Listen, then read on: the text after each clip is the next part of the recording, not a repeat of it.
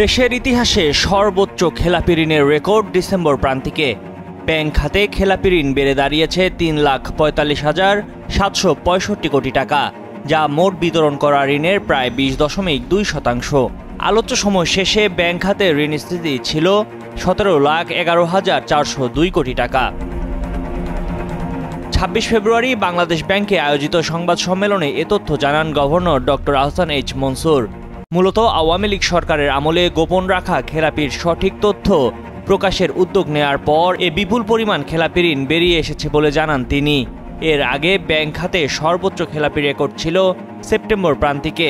September শেষে খেলাপি ঋণ দাঁড়ায় ২,৮৪,৯৭৭ কোটি টাকা, যা মোট বিতরণ করা ঋণের প্রায় ১৭%। ফলে ৩ মাসের ব্যবধানে ডিসেম্বর প্রান্তিকে খেলাপি ঋণ বেড়েছে ৬০,৭৮৮ কোটি টাকা। সংবাদ সম্মেলনে গভর্নর বলেন, যতই নতুন তথ্য আসছে ততই বাড়ছে খেলাপি ঋণের পরিমাণ। দুর্বল ব্যাংকগুলোকে পুনর্গঠন করার চেষ্টা করা হচ্ছে।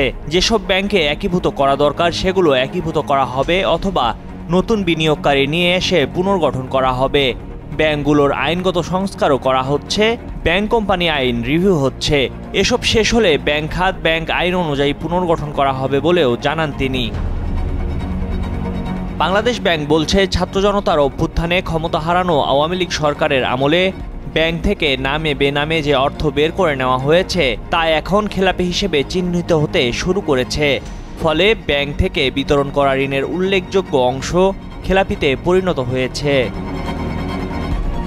ময়ূখ ইসলাম, কালের কণ্ঠ।